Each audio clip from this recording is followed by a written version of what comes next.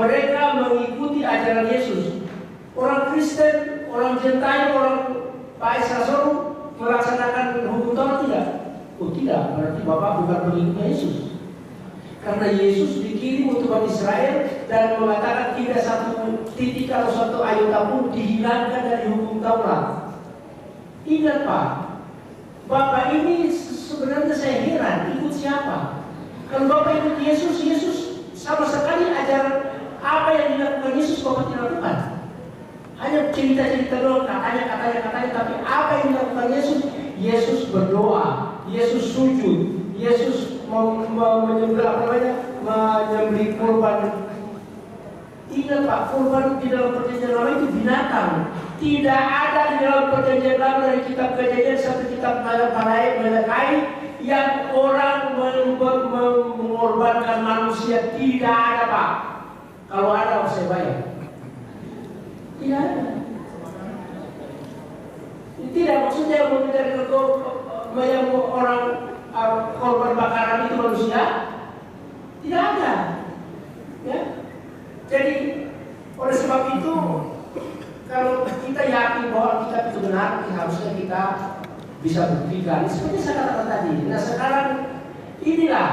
Sekarang kalau hanya Bapak mengatakan bahwa Alkitab itu benar, nah kenapa Bapak ketika kuliah berbicara tentang Alkitab, Bapak punya referensi tidak? Tidak mungkin Bapak master, tidak mungkin Bapak sarjana kalau tidak ada referensi. Dan itulah tulisan ilmiah. Sama juga dengan sekarang, buktikan di dalam dokumen atau di dalam bahwa ke dalam kenyataan bahwa Yesus itu mengajarkan hanya beriman dan tanpa perbuatan dan amal saleh, karena itu bertentangan. Saya kira itu. Tadi dikatakan bahwa kita awalnya hanya Alkitab, tetapi saya ulangi lagi bahwa dulu zaman saya masih Kristen, Alkitab pun saya teliti itu juga banyak yang tidak benar, banyak yang sudah dirubah. Saya kasih contoh satu ayat saja. Pasti Pak Budi Asari dan Pak Estasaurus setuju bahwa kitab Injil 4 itu yang pertama kali ada adalah Injil Markus, betul ya? Saya baca tulisan Pak Budi juga. Jadi dikatakan itu adalah Injil sinoptik, Injil yang mengcopy paste. Kalau zaman sekarang enak, zaman komputer copy paste. Kalau zaman dulu kan tidak ada, tulis tangan, disalin. Bahkan manuskrip pun juga salinan tangan. Maka jangan heran, ada manuskrip satu dengan manuskrip yang lain beda-beda. Bahkan ada Injil beberapa ayat tambahan juga ada. Jadi kalau Pak Isra tadi mengatakan ayo berbalik kembali pada Alkitab saja, dasar kebenaran kita gali dari Alkitab, oke kita gali sana. Tetapi Alkitab itu saya yakini bahwa banyak yang sudah dirubah-rubah. Contohnya dalam kitab Markus ini kitab pertama kali ada ya. Jadi setelah Markus nanti Lukas, Yohanes dan Matius itu nanti dia mengcopy paste dari kisah-kisah Markus. Kalau Anda baca 4 kitab Injil itu semua isinya hampir sama semua, mungkin sampai 70% copy paste semua. Karena kitab-kitab Injil itu ditulis dari kisah-kisah.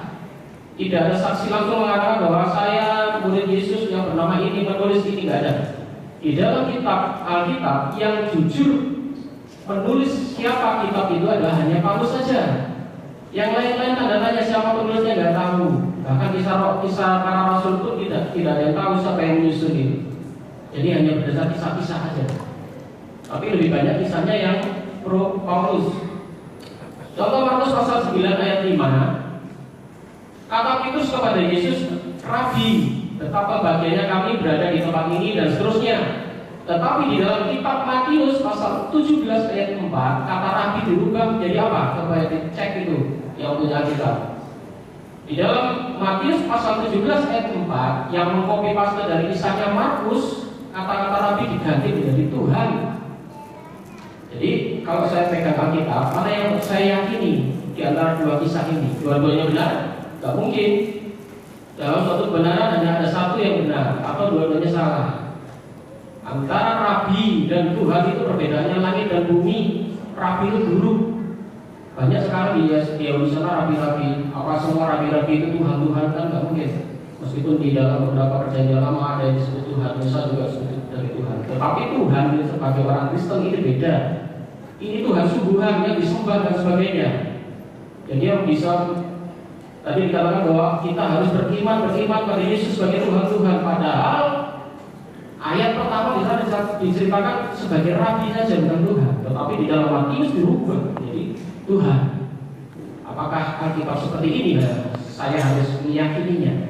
Keselamatan jangan ada gandungan dengan ayat dan Alkitab yang memperakukan. Harus yakin dan pasti, karena kepastian itu menentukan di akhirat kelak. Kalau sudah meninggal ya goodbye, nggak bisa kembali ke dunia lagi dan bertobat. Mumpung kita masih di dunia, bertobat Pak. Terima kasih. Ya. Saya mau tambahkan sedikit. Jadi begini. Jadi sangat sederhana.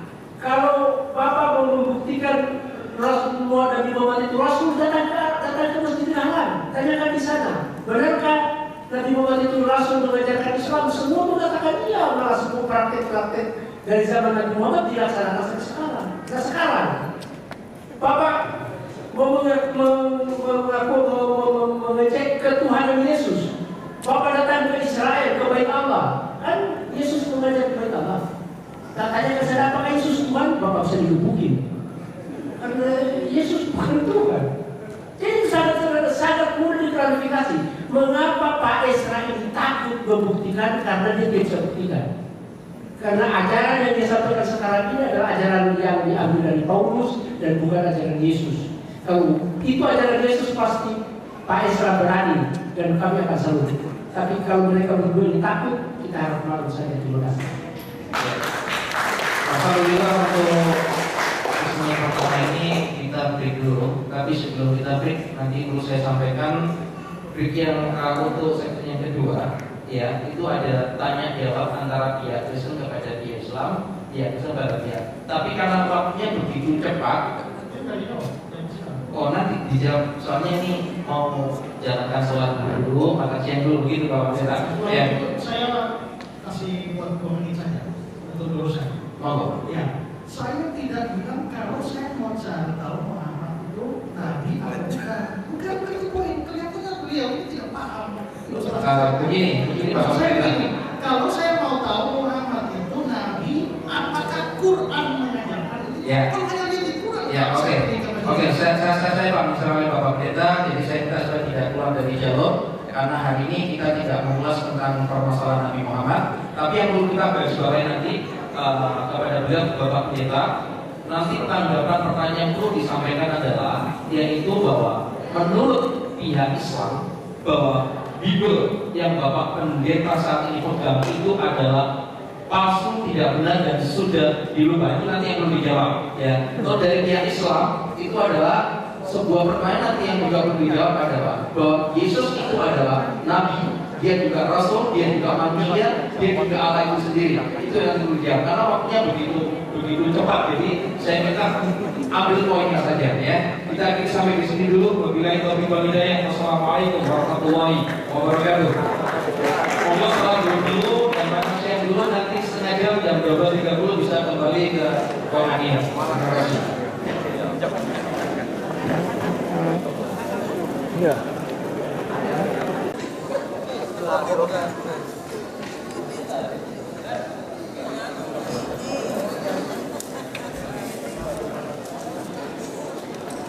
Roy, mau pecel?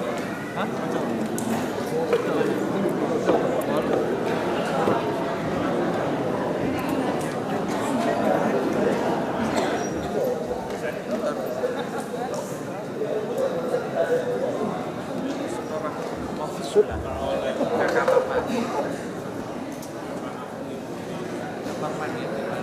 Wah, ini Roy masuk YouTube yang Masih ingat saya yang beli CD? siapa? Yang beli CD sampai ke warungnya Bapak, masih ingat? Lupa Bapak siapa? Binter. Yang dulu saya pernah ke rumah Bapak beli berapa seri. Padahal sering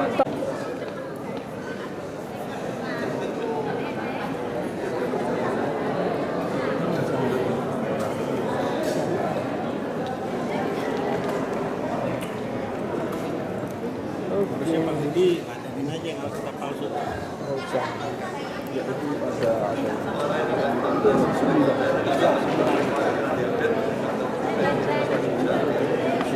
Pak pinter ya. Iya Pak ya. Makasih Pak. Mau pulang kah? Enggak ada temen gitu. Oh, gitu. Nanti naik lagi. Iya.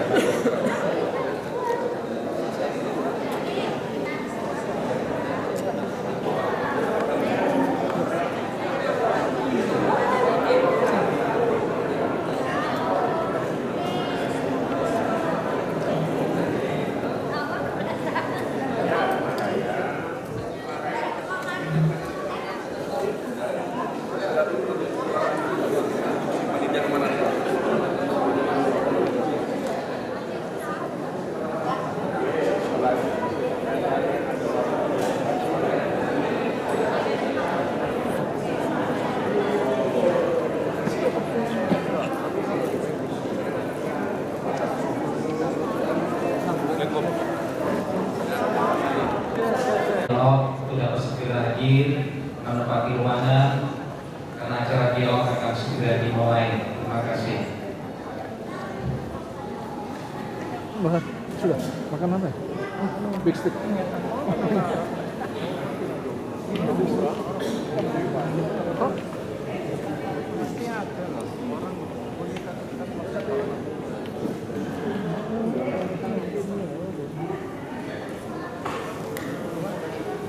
Bisa streaming. Streaming apa?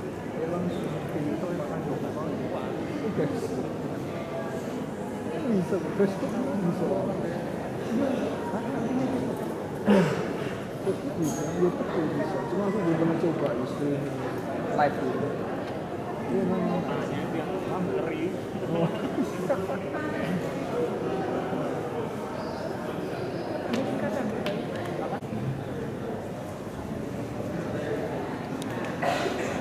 Waktu menunjukkan pukul 13.00 jam 1 siang. Kita akan mulai kembali acara dialog pada sesi yang kedua.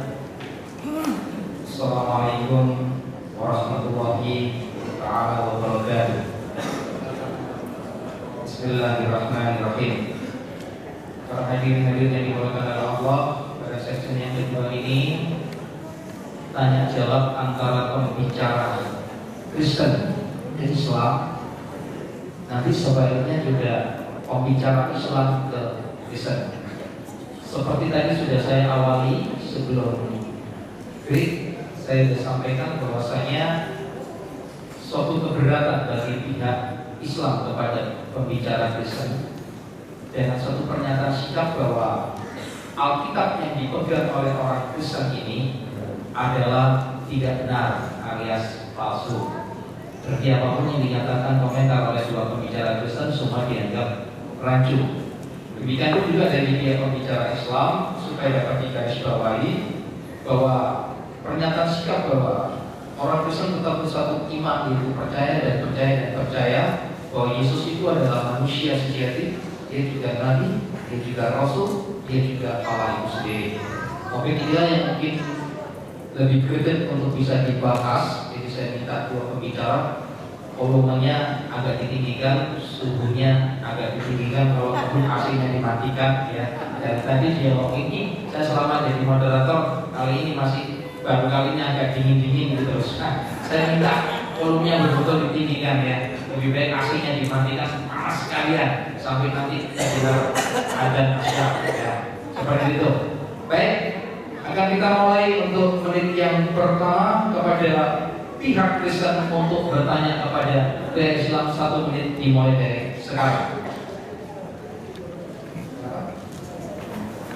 Ya sudah. Jadi ini pertanyaan kepada pihak Islam. Monggo Pak Esther. Saya tanya, tadi dalam presentasi kami sudah memberikan banyak ayat yang menunjukkan bahwa pertama, manusia di luar Kristus tidak bisa berbuat baik. Kedua, bahwa kalaupun berbuat baik maka itu tidak menandai keselamatan. Karena itu maka perlu penebusan dosa oleh Yesus Kristus, dan karenanya setelah penebusan itu selamatnya bukan oleh karena perbuatan tapi karena iman. Yang ingin saya tanyakan sekarang adalah, kalau dari saya lihat dari semua ayat yang kita berikan, komentar atau tanggapan dari sana hanya mempersoalkan Paulus. Setelah itu kami jelaskan bahwa bukan cuma Paulus, ada banyak juga. Yesus juga dari rasul-rasul, juga dari Rasul Yohanes dan lain sebagainya yang sudah saya katakan. Tapi sampai sejauh ini saya atau kami tidak melihat bahwa ada tergantung terhadap ayat-ayat dasar yang kami berikan dari sana. Hanya mempersoalkan persoalan benar tidak kitab suci yang sebenarnya tidak relevan dengan tema kita sekarang ini. Jadi yang ingin saya tanyakan adalah apa tanggapan dari yang Islam terhadap ayat-ayat yang kami berikan yang menunjukkan bahwa manusia selamat bukan karena perbuatan baik tapi karena iman pada Yesus. Oke, bisa dijawab ya Ustaz pembicara dari Islam. Jadi tadi sudah disampaikan bahwa pertanyaannya adalah sedari tadi kok pembicara Islam yang bicarakan kok Paulus. Dan dia sekarang bertanya kita tanggapan dari pembicara Islam, ya, bahwa keyakinan orang Kristen itu tetap punya satu keyakinan bahwa keselamatan itu hanya di dalam Yesus Kristus, di luar itu tidak ada keselamatan. Tanggapan dua pembicara Islam, semoga silakan. Baik, saya mulai dulu. Kalau Pak Esa tadi minta dasar dari Alkitab bahwa di luar Yesus tidak ada keselamatan, maka saya hanya bisa bantah di dalam Matius pasal 7 ayat 21. Bukan setiap orang yang berseru kepadamu Tuhan, Tuhan akan masuk ke dalam kerajaan surga, melainkan dia yang melakukan kehendak Bapa-Ku yang di surga. Sekali lagi siapa? Bapa. Yesus tidak bisa berbuat apa-apa. Bahkan yang menyembah Yesus pun akan ditolak mentah-mentah. Karena apa? Di sana dikatakan bisa bernubuat, bisa bermujizat, bisa menyembuhkan orang sakit. Ini bukan orang Kristen sembarangan, bukan orang Kristen ecek-ecek. Bahkan Pak Budi pun atau Pak Esra pun mungkin belum bisa untuk melakukan ini. Tetapi orang yang bisa melakukan ini demi nama Yesus pun ditolak selain melakukan kehendak Bapa. Siapa bilang di luar Yesus tidak ada keselamatan? Ini di dalam Yesus malah ditolak. Terima kasih. Ya. Monggo Ustaz lanjut. Bapaknya terkejar. Ya, jadi sekarang ini yang perlu di-clearkan ini, Yesus mengatakan bahwa keselamatan itu adalah dengan melaksanakan perintah Allah, dan perintah Allah itu adalah perbuatan. Nah, benar-benar Yesus mengatakan untuk selamat, maka kalau ingin selamat di dalam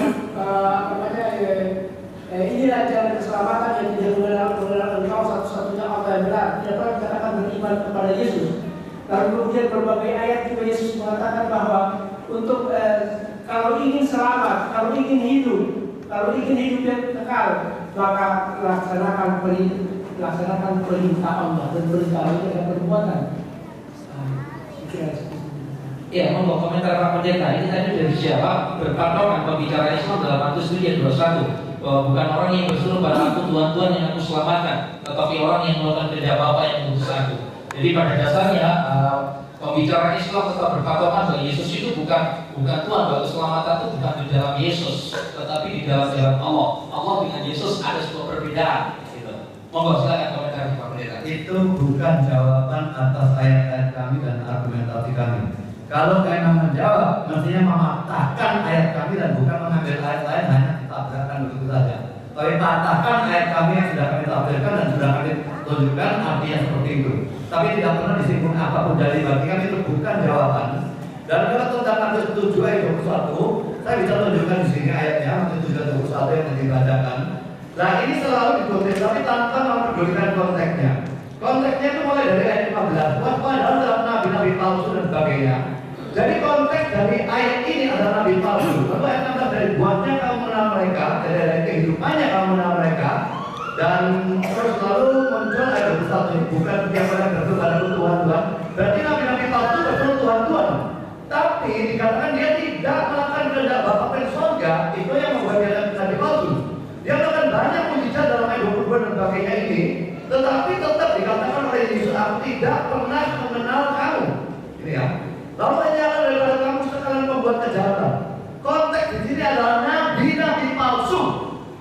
Jadi disuruh melakukan perbuatan baik itu bukan supaya selamat, tapi dikatakan kalau nabi asli, kalau yang percaya Kristus, maka perbuatan baik akan muncul sebagai bukti dari iman. tapi untuk mereka tidak ada. Jadi ayat ini sama sekali tidak mengajarkan keselamatan karena perbuatan baik. Lalu dari Pak Samuel Munir mengatakan ayatnya, tapi ayatnya tidak disebutkan. Ayatnya tidak disebutkan di mana alamatnya. Saya tidak bisa jawab. Jadi kalau cuma ngomong seperti itu ya tidak bisa jawab. Ya, kalau dibilang saya katakan saja bahwa bukan setiap orang yang berseru, tapi mereka melakukan kehendak Bapa. Kehendak yang ada kalau kita melihat dalam kitab suci, kehendak juga itu ada maksud kehendak itu adalah percaya kepada Yesus. Itu dalam Yohanes 6 ayat 40. Coba kita Yohanes 6 ayat 40. Sebab inilah kehendak Bapa-Ku, yaitu supaya setiap orang melihat anak dan percaya kepadanya dan beroleh hidup yang kekal. Jadi itu secara eksplisit inilah kehendak Bapa.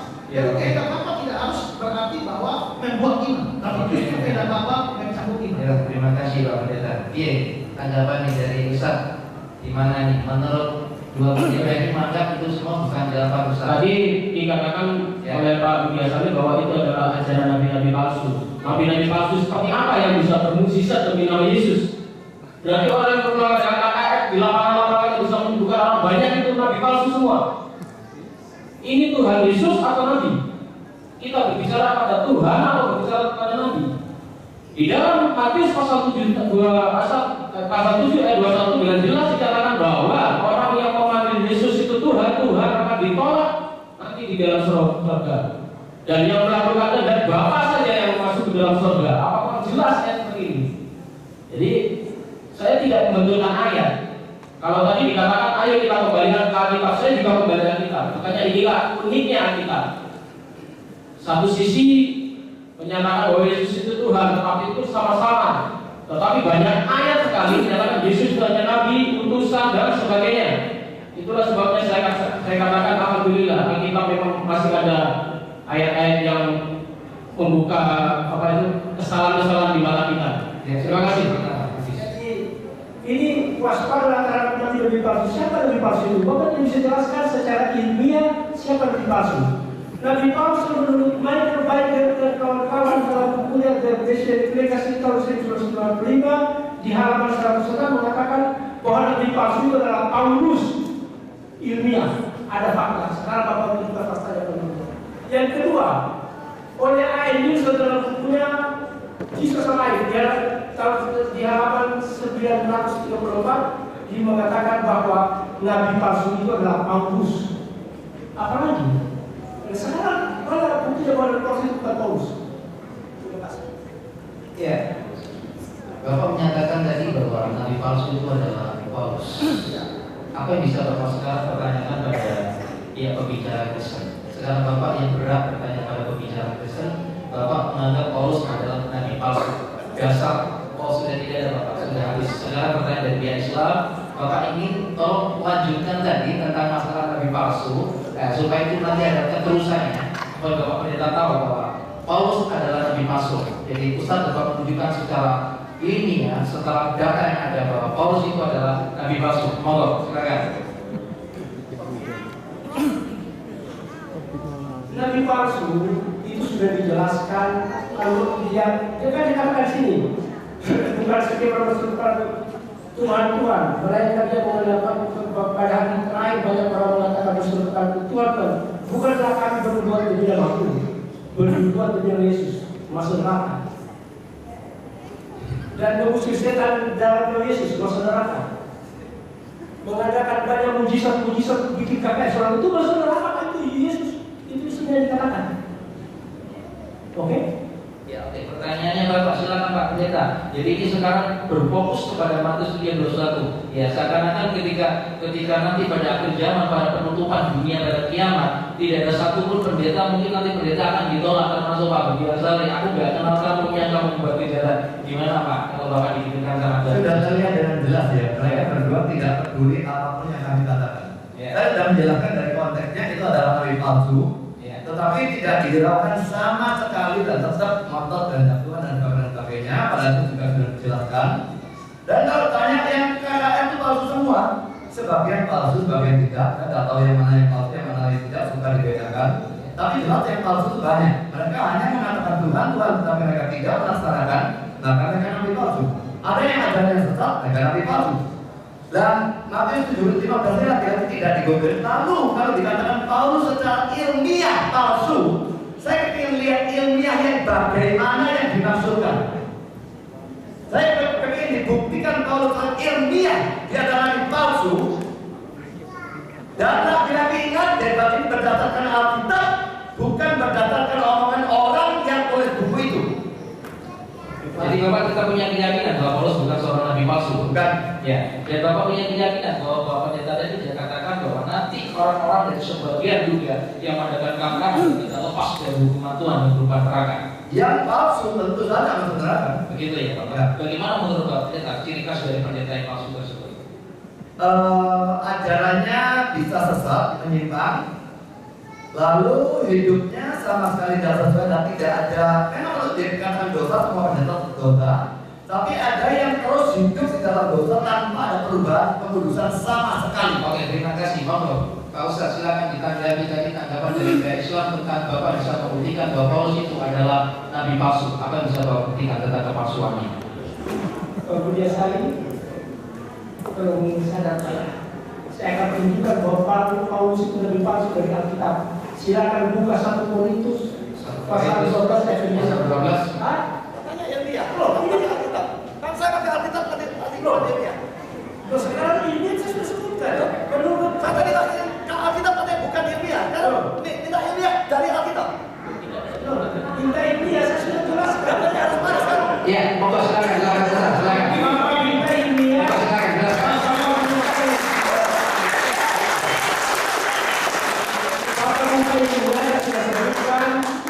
Bahwa Paulus itu lebih palsu dari Michael Biden, Henry Cole, dan Richard Clay. Dalam tahun 1946 dalam bukunya The Mission Legacy. Itu dia. Bapak ini dia. Mana malas buku bisa ilmiah?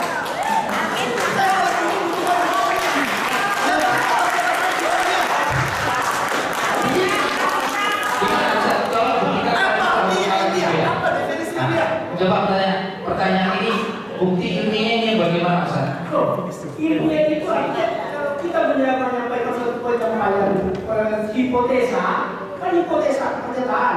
Kita buktikan itu melalui hubungan, melalui referensi. Makanya ada referensi kalau tulis skripsi Pak, supaya ilmiah. Kalau Bapak mau ambil S1 tidak cuma Alkitab, ditolak. Begini Bapak Ustaz, tolong buktikan satu ayat saja bahwa Paulus itu adalah sesat supaya Pak Pendeta ini bisa terima.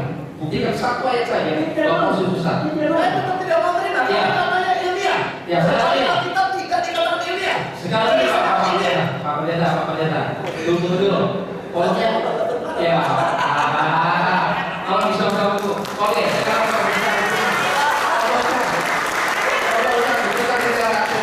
Buktikan satu ayat saja supaya Pak Pendetanya volumenya suam-suam buku. Buktikan. Insya Allah bisa diterima. Ya harus mau saya moderatornya. Silakan. Silakan. Korintus pasal 12 ayat 9. Nah, monggo silakan. Silakan Bapak lihat 1 Korintus berapa? 1 Korintus pasal 12 ayat 9. 1 Korintus 12 ayat 9. Itu sebagai pembuktian bahwa Paulus itu adalah nabi palsu. Nah, begitu. Panas lain. Monggo. Mungkin keliru ayatnya. Sudah pasti ayatnya salah.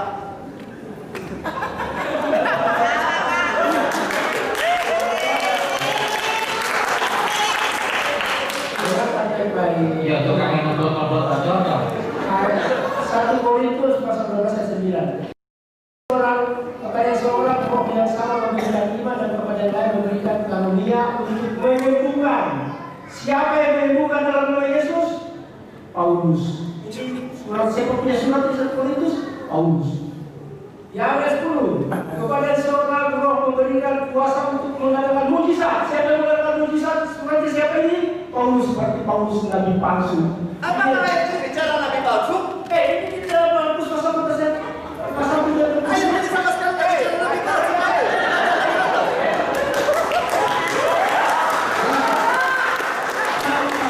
Bisa menunjukkan dari konteksnya waktu bicara nabi palsu. Iya, coba lihat dari mana ayat 1 kalau baru.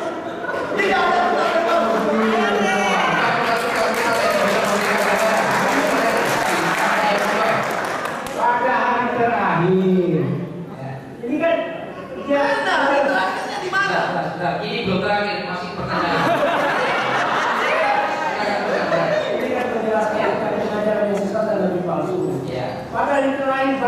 katakan terus kepada Tuhan, bukankah kami berdoa dan menyembahmu? Siapa yang melakukan pelajaran itu? Paulus pada 1 Korintus pasal 12. Dan bukankah kami dan mengisi setan dan menyembahmu? Paulus yang mengajarkan. Dan mengadakan mujizat dan menyembahmu? Paulus yang mengajarkan. Paulus itu lebih palsu, Pak. Jadi dalam Alkitab Paulus lebih palsu, dalam buku dukungan referensi juga Paulus lebih palsu, apalagi dua-duanya. Bapak tidak bisa berikan satu bukti. Tidak ada kan? Maksudnya Bapak ingin bukti tentang apa dan Bapak pendeta? Dia katakan buktinya bahwa Paulus itu lebih palsu. Saya buktikan. Bapak sudah buktikan ya? Referensi ada. Sekarang begini Pak Pendeta. Beliau Ustaz ini sudah menyampaikan satu pembuktian, ya kan? Walaupun mungkin pembuktiannya tidak akan memuaskan Pak Pendeta, akan memuaskan, tapi kita tetap menghargai beliau. Apapun itu adalah pandangan dan pendapat dari pembicara Islam, Pak Pendeta. Sekarang kita tutup masalah Paulus. Maaf, bukan itu pandangan saya. Ini ayat yang mengatakan. Sebentar dong, Pak Ustaz. Kalau ini bukan pandangan Pak Ustaz, ini pandangan siapa? Dari Pak Ustaz, dari pihak Kristen bertanya kepada Islam. Iya sudah. Ini jabatan sudah waktunya sudah jualan terus saja. Sekarang pihak Kristen. Dan tadi Ustaz tanya tentang Paulus. Kok tadi Ustaz tanya? Tadi apa? Tadi pertanyaan Ustaz. Iya Pak.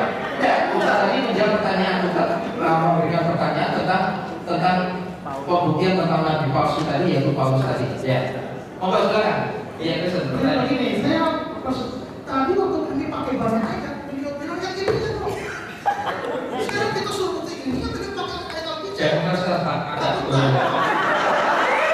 Lalu soal begini ya, apakah yang saya mengatakan, oh di dalam buku ini mengatakan Yesus itu bukan Tuhan, Paulus nabi palsu? Apakah itu cuma klaim Pak? Ya, sekarang pertanyaan Bapak. Pertanyaan Pak Esther sekarang apa? Pertanyaan Pak Esther kepada pihak pembicara Islam. Ya, sudah terlepas dari Paulus. Paulusnya ditutup aja Pak. Nanti dibawa aja. Sekarang pertanyaan baru lagi Pak. Pertanyaan Bapak.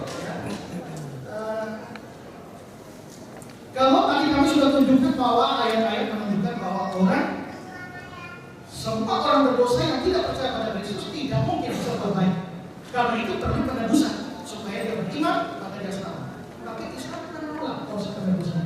Yang saya mau tanyakan adalah bagaimana Islam bisa yakin bahwa mereka akan selamat. Ya, kalau saudara semua mati malam ini, apa keyakinan saudara bahwa saudara akan selamat? Oke, saya tahu. Sebelum ini dijawab, karena bahkan ini sudah di luar dari perjanjian, saya hanya ingin tanya kepada pihak panitia mau peserta, apakah pertanyaan ini diizinkan untuk dijawab atau bagaimana? Diizinkan ya?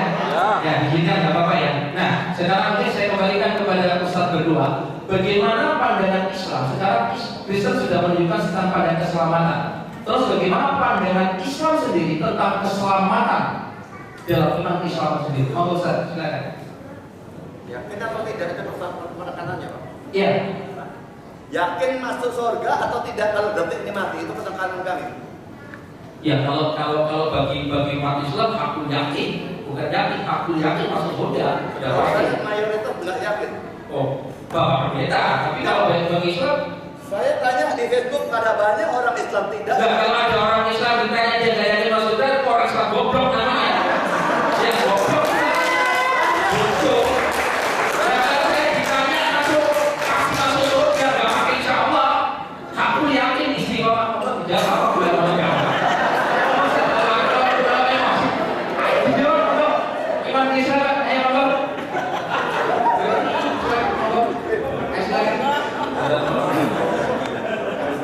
Bagaimana menurut pandangan Ustaz tentang iman keyakinan Islam dalam keselamatan?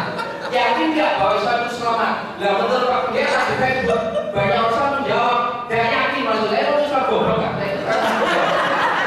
Uang itu ajarannya ya. itu ajarannya pasti masuk surga. Pasti. Kita sebagai manusia kita tidak pasti. Karena hidup kita ini tidak tahu apa besok kita jahat, besok kita jadi pembunuh, kemudian kita jadi alim dan sebagainya, kita tidak tahu. Tapi agama Islam pasti masuk surga kan? Pasti kan?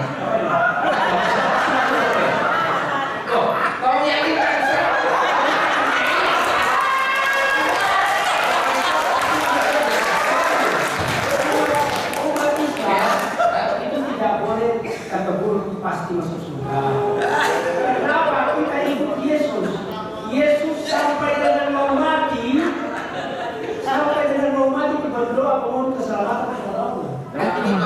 Tuhan Yesus, saya berbicara tentang pembawa Muhammad.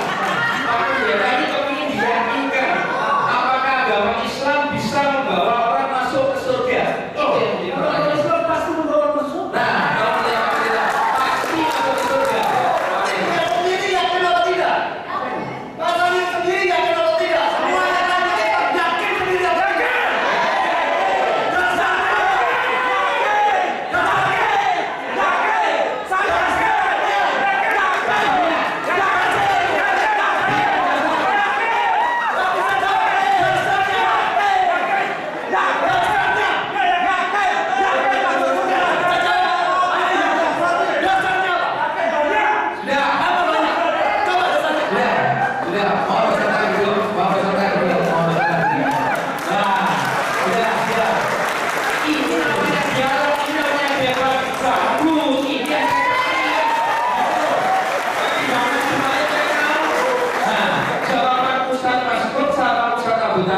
Itu yang kita cari dan itu yang memang harus yakini. Dan sampai begitu Jadi di dalam Al-Quran sudah jelas-jelas dikatakan dalam surah Al-Asr, ya. Wal asr, innal insana sayang sekali termasuk dalam Al-Quran padahal tadi dikatakan dalam surah Al-Quran. Innal insana lafi khusr illa alladziina aamanu bis-salihati wa tawassaw bil haqqi wa tawassaw bis sabr. Sesungguhnya belum masa, sesungguhnya manusia berada dalam kerugian. Rugi bisa masuk neraka. Tapi selamat, kita selamat illa alladziina aamanu beriman dan beramal saleh. Seperti ajaran Nabi Muhammad. Kalau hanya iman saja masuk neraka. Harus beriman dan beramal saleh seperti perbuatan. Oh, Akbar. Jadi keyakinan keselamatan dalam Islam adalah beramal soleh. Beriman dan beramal soleh. Nah, seperti itu jawaban. Boleh berkata. Monggo silakan. Tahu dari mana amal solehnya cukup atau tidak cukup? Tahu dari mana Ustaz? Tahu dari mana dosanya dan amalnya lebih banyak amalnya? Monggo silakan jawab. Ini pertanyaan saya mau dulu Pak. Monggo silakan.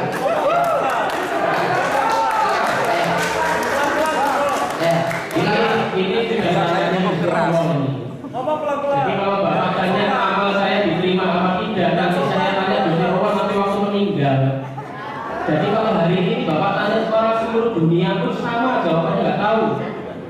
Bahkan pendeta pun ditanya Pak pendeta Anda besok masuk surga apa enggak? Bohong. Yesus berkata, karena Yesus berkata orang yang bernubuat demi namaku bermukjizat. Saya sekarang tanya, Abu Jahal pernah bermukjizat? Kenapa? Pernah tidak bermukjizat? Abu Jahal pernah aja, kelasnya masih di bawah. Pendeta yang sudah bermukjizat saja ditolak. Yang benar yang mana? Di Alkitab tidak mengatakan palsu atau tidak. Tadi Pak Sandi yang tidak berbicara tahu. Di Alkitab tidak mengatakan pendeta itu palsu atau tidak. Yang menyatakan pendeta itu, di Alkitab hanya mengatakan semua pendeta yang bermukjizat. Jadi saya bermukjizat.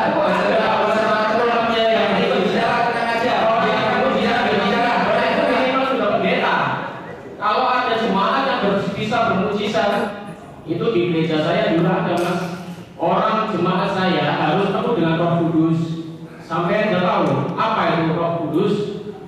Di gereja KPBS ada bahasa roh. Ini kalau saya bahas masalah Roh Kudus ini lawannya Pak Budi Asari dan Isra Solo. Soalnya beliau berdua itu nggak percaya dengan bahasa roh. Jadi kalau Pak Budi dan Pak Esra di sini, mungkin di sini ada orang BPBS. Mungkin Pak Markus ini juga orang BPBS. Bentar Pak Ustaz tadi mohon supaya tidak melebar. Oke, tolong sampaikan supaya pihak pendeta maupun Kristen punya satu keyakinan. Ini loh keyakinannya umat Islam itu begini loh. Nah itu tolong. Ya kan dari Ustaz tadi. Di dalam Al-Quran dengan jelas dikatakan bahwa Nabi Ibrahim Islam, Nabi Adam Islam, Nabi Musa Islam. Apa pengertian Islam?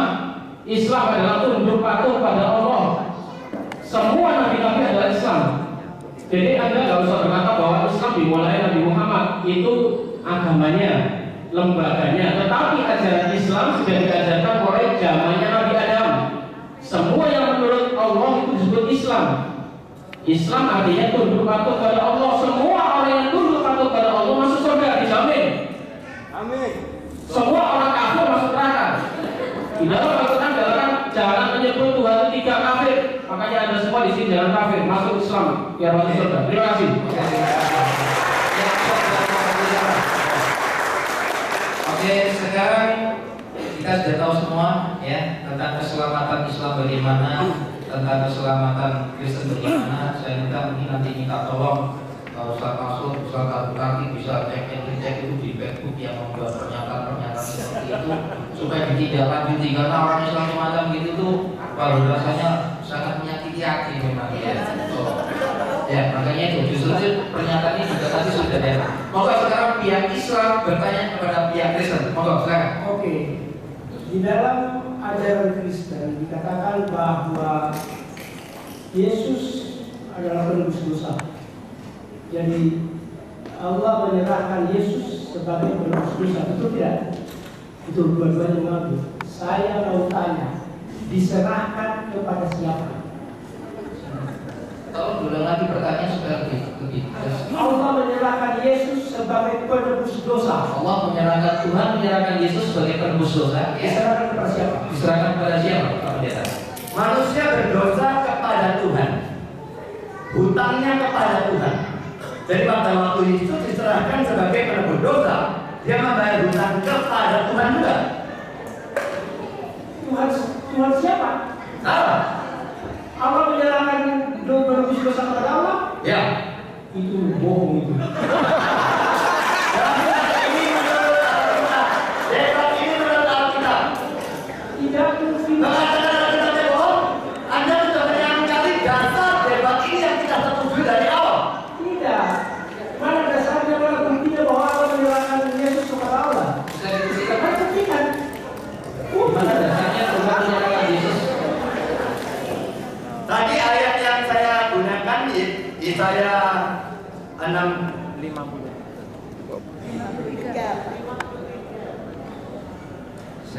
Yesaya 53 ya.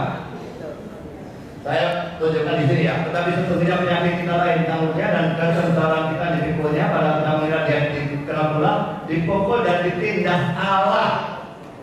Dari Allah yang menindas dia dan sebagainya, kita mengira dia kena pula, padahal dia memikul penyakit kita. Penyakit kita ini penyakit rohani dan dosa. Dia tertikam oleh karena pemberontakan kita, dia dirumkan oleh karena kejahatan kita dan sebagainya. Bagian bawah, Tuhan telah menimpakan kepadanya kejahatan kita sekalian.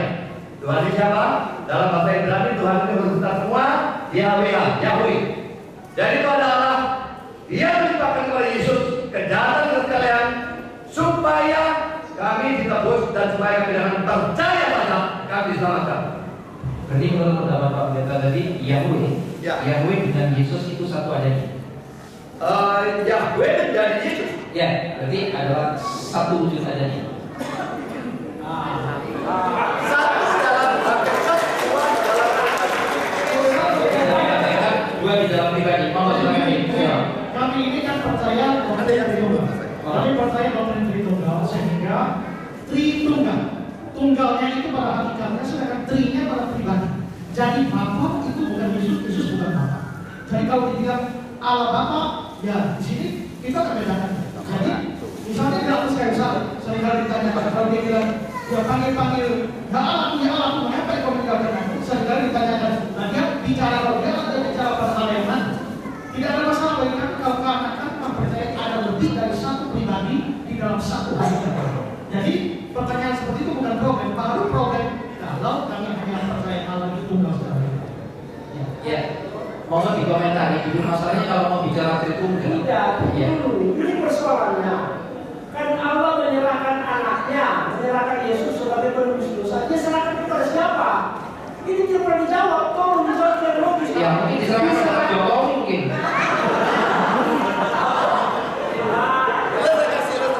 Mohon silakan. ada sepasang saudara kembar yang identik yang sama persis, tapi dari kecil sifatnya beda, satu baik satu buruk. Pada waktu sama-sama dewasa, yang satu jadi hakim, yang satu jadi bajingan. Bajingan itu bunuh orang, tangkap polisi, dihakimi oleh saudara ini, dia pikir dia akan dibebaskan. Tapi saudara pikir, dia tulis saudaraku apa harus adil. Dia tahu salah, dia jatuhkan hukuman mati. Dan saudara dimarah, saudara diri jatuh hukuman mati. Tapi dia tidak bisa berbuat apa-apa, ditahan. Di dalam tahanan hakim mengunjungi saudaranya. Aku tahu kamu salah, aku harus sebagai hakim yang adil menjatuhkan hukuman mati. Tapi kamu saudara, aku cinta pada kamu. Sekarang mari kita tetap kembang. Aku masuk perbuatan mereka salah mirip, tidak ada orang yang tahu. Dan hukuman mati yang dia sendiri berikan. Itu ilustrasi yang sangat persis seperti Allah menjatuhkan hukuman. Tapi Allah sendiri dari manusia dan dia sendiri menerima hukuman itu supaya manusia yang dia cintai bisa bebas dari hukuman hanya dengan iman. Ini tidak menjawab pertanyaan. Saya tanya dan tidak berjawab. Itu jawabannya. Yesus menyerahkan anaknya dan Allah menyerahkan Yesus sebagai penebus dosa. Coba buka 1 Korintus pasal 6 ayat 20. 1 Korintus pasal 6 ayat 20. Sebab kamu telah dibeli oleh siapa? Dibeli oleh Allah. Dan harganya telah lunas dibayar. Kepada siapa? Coba dijawab ini. Harganya telah lunas dibayar. Karena itu muliakan Allah dalam tubuh. Karena Allah ini sudah membayar, sudah menebus kamu, menebus dosa dan sudah dibayar. Saya tanya dibayar kepada siapa? Harus saya yang bayar bukan Allah. Allah bayar utang dosa dari mana? Allah menjadi manusia, Yesus dia membayar kepada Allah.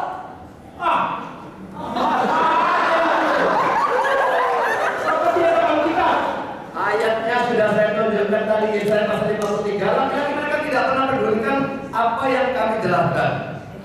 Oke, jadi sekarang adalah debat ilmiah. Saya jelaskan bagaimana Bapak-Bapak gereja menjelaskan ini. Yang pertama, Willard J. Erickson dalam bukunya Christian Theology halaman 791. Dia mengatakan bahwa setan menguasai manusia. Dan setan sekarang mempunyai kuasa terhadap dunia. Sebagai penguasa, dia tidak bisa dipandang enteng. Oleh sebab itu, dia menuntut pembayaran. Origen, komentar yang normatif, dia mengatakan bahwa sekarang setan lain memeluk kita. Jadi setan, Pak. Allah membayar dosa itu kepada setan. Jadi ini ajaran setan.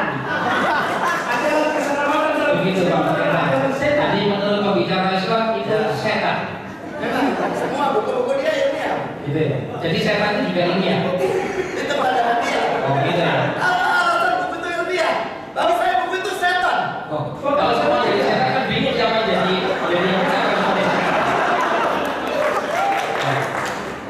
Oke, hadirin berkenan Allah.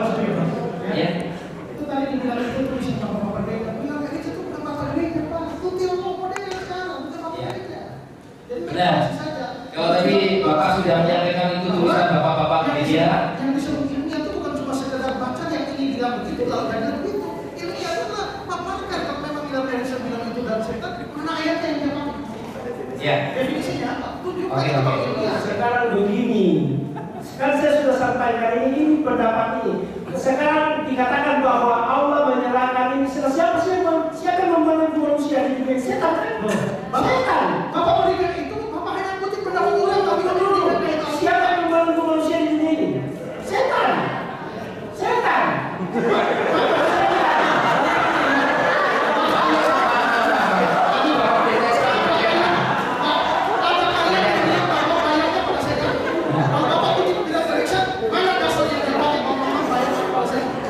Loh, siapa yang membantu manusia di dunia ini? Manusia dari Tuhan besar siapa? sekarang pas saya tanya ayatnya mana dari dasar ilmiah itu yang dipakai. Loh, Kalau mereka mau bersihkan bilang begini, sebenarnya begini, semua bisa bilang Pak. sekarang Bapak gereja mengatakan bahwa adalah setan. Sekarang kalau mau baca siapa adalah setan? Coba, siapa adalah setan? Coba sekarang. Mereka sudah jawab. Allah menyerahkan tebusan itu ke siapa pemilik rumah gadai ini. Sekarang mau dibayar tebusannya. Pemilik rumah gadai yang membeli manusia, yang manusia disimpan dalam berangkas. Berangkas itu siapa pemilik berangkas? Anda ini teori tapi tidak pakai ayat, Pak. Kan pakai ayat. Loh, ini ajaran Saya saya mau baca baca. Willard Erickson tanpa ayat. Oke.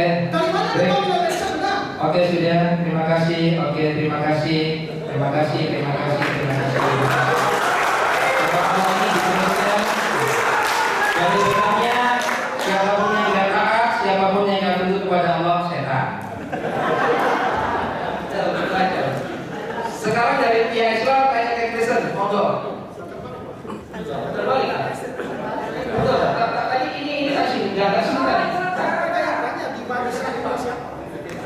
Iya.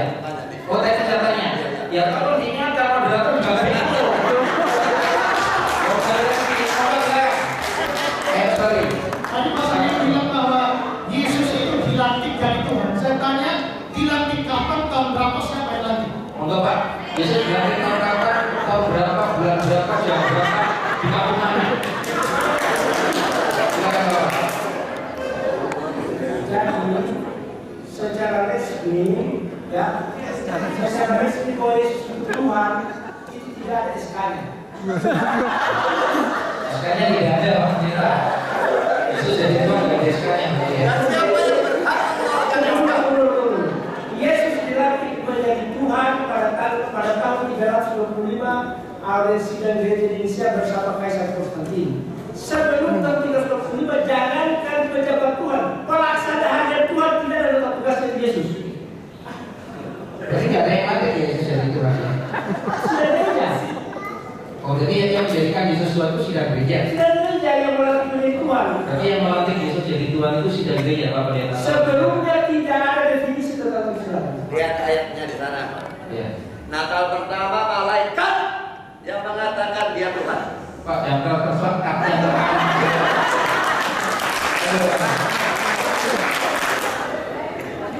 Ya oke, Ustaz Edi Prayono ngomong biasanya dari tadi. Ayo ngomong silakan. Anda itu rumah sedikit gitu loh. Anda masih muda, ayo ngomong. Itu ayat sebenarnya. Ayat 11. Kami lahir bagi juru selamat yaitu Kristus Tuhan. Nah, sudah. Ngomong silakan, Ustaz Edi. Itu karangannya Lukas. Itu karangannya Lukas. Yang sih.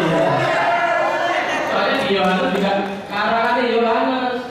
Padahal karangan Yohanes sama Lukas juga jelas. Tapi karena di situ disebut Injil Lukas, kita sebut aja karangannya Lukas. Karena itu bukan ucapannya Yesus. Siapa yang jamin itu ucapan Yesus? Angkat tangan. Itu ucapan malaikat. Coba dari bahasa malaikat. Ustaz Edi ditanya siapa yang jamin itu ucapan Yesus? Harusnya orang Kristen takut semuanya dong. Saya tanya lagi. Katanya Yesus itu adalah firman. Semua yang ditulis di dalam Injil itu firman-Nya Yesus. Apakah itu firman-Nya Yesus? Yesus belum lahir loh. Soalnya cerita. Saya itu nabinya belum ada. Sampai ada yang ngomong Sekarang tunjukkan satu ayat ucapannya Yesus bahwa Yesus adalah Tuhan yang wajib disembah oleh murid-murid dan seluruh umat manusia. Yesus berkata, sebentar lagi aku disalib, semua manusia aku bebaskan dari dosa. Ada enggak? Iya. Tidak ada. Terima kasih. Oke. Monggo silakan ini jawabannya. Ini Yesus yang mengakui. Thomas yang menjawab ya Tuhanku dan Allahku. Disebut Tuhan maupun Allah, Lord maupun God. Kata Yesus kepadanya, karena kau melihat aku maka kau percaya. Berbagai mereka tidak melihat kamu percaya. Berarti kata-kata Thomas dianggap sebagai bentuk pengakuan iman yang benar oleh Yesus diterima oleh Dia. Kamu sudah tidak pernah melihat Dia. Berbahagialah yang tidak melihat namun percaya. Tidak melihat dan tidak percaya. Tadi yang dipertanyakan bahwa bagi yang Islam tidak percaya itu firman Yesus itu dianggap tulisan Lukas itu dianggap. Debat ini didasarkan Alkitab, saya kembalikan. Tidak bisa lalu Alkitabnya ditolak tanpa alasan. Ya Tuhan. Itu dengan kali perjanjian dari awal. Ya Tuhan. Kok bisa begitu? Oke silakan. Ini biasanya ngomong bahwa tidak pernah silakan. Bukti apa bahwa itu memang betul-betul firman Yesus ini telah membuat satu. Ya Tuhan. Alangkah kelirunya mereka. Ya Tuhan, Pak Pendeta. Pertama, itu orang Yahudi tidak ada kebiasaan memang dia Tuhan dan dia Saya mau jawab dulu. Kedua, Yesus menganggap itu sebagai pengakuan Ya, iman. oke. Ketika Thomas menjawab dia, berarti dia mengatakan kepada Yesus dan bukan asal ya Tuhan. Oke, saya jawab dulu. Ustaz tadi. Tapi sudah saya tunjukkan amburadulnya Alkitab atau Injil itu seperti apa. Allah atau God. Bahkan di dalam Markus sudah saya sebutkan tadi. Saya kasih satu saja, sebenarnya banyak itu. Di dalam Markus pasal 9 ayat 5, kemudian diganti ke Matius pasal 17 ayat 4, Rabi diganti menjadi Tuhan. Coba cek ini yang kita. Yang akan kita cek akan kita baca. Markus pasal 9 ayat 5 baca. Saya sudah lama penasaran sama Bapak berdua. Anda belum dikasih pasal baca. Nanti ada tanya jawab sendiri. Iya, iya. Sebentar ada tanya sendiri, oke? Nanti ada tanya. Saya suruh orang itu dari sini coba cek Markus 9 ayat 5.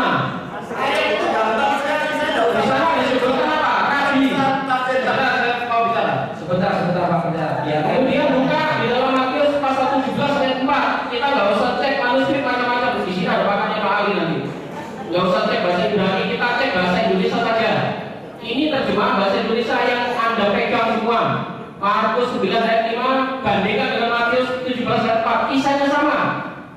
Di dalam satu kisahnya disebut Rabi. Itu kisahnya waktu Yesus di atas bukit, di sana ada Elia dan Musa. Tetapi di ayat Matius pasal 17 ayat 4 dikatakan Rabi diganti menjadi Tuhan. Mana yang saya yakini? Rabi atau Tuhan?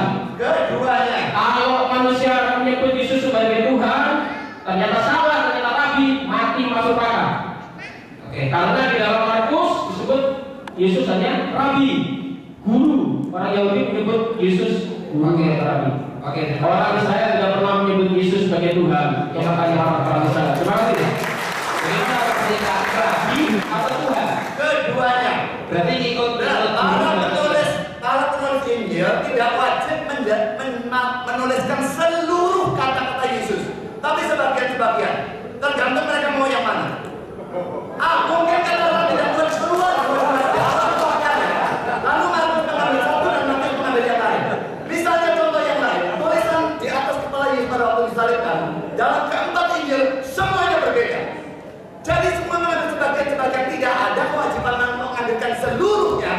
Jadi itu bukan pertentangan, tetapi sudut pandang yang berbeda. Yesus sebagai Tuhan dua-dua, sebagai manusia dia Rabi, sebagai Allah dia Tuhan. Ya, saya mau, Pak, saya ingin sedikit. Pak, kamu bilang di konstitusinya 325. Pak tahu dari mana?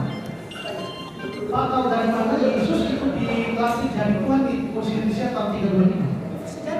Sejarah mana? Bisa kasih tahu saya sejarah mana? Ya, itu tulisan siapa? Boleh tahu tulisan siapa?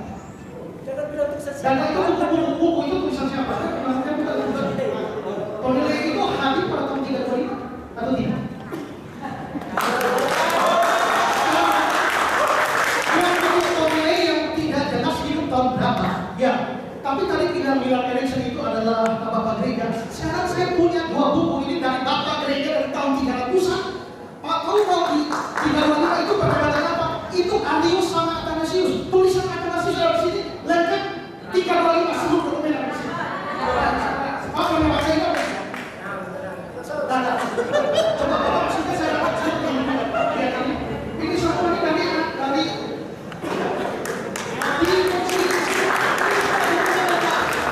tidak ada satupun dari dokumen yang tua yang dari tahun 325 ini menyatakan isu. Oke. Pak boleh periksa, kalau temukan saya jadi isu. Ya, oke, silakan. Ya, monggo, bisa lagi ya. Monggo silakan lagi. Ini bukunya Pak Pendeta. Oh, buku saya maksudnya.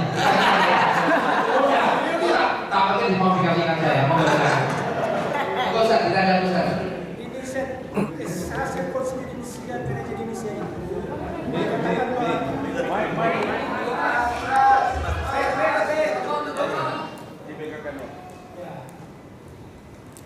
Konstitusi Indonesia memutuskan we believe in one and in one Lord Jesus Christ, the Son of God, begotten of the Father, God from God, life from life, true God from true God. Anda kutip tulisan yang ini tidak bisa lagi sumber berita Pak dari dokumen-dokumen tahun 325 yang Arius kontra Athanasius saja lawannya Arius itu bukunya Pak. Kalau ada kutip yang tahun buku terbitan tahun 2000 mana bisa lawan? Makanya saya bilang Pak nanti kalau pada waktu boleh lihat semua Pak cari di mana yang cocok yang itu. Ini sumber berita itu orang hidup tahun berapa? Oke, terima kasih.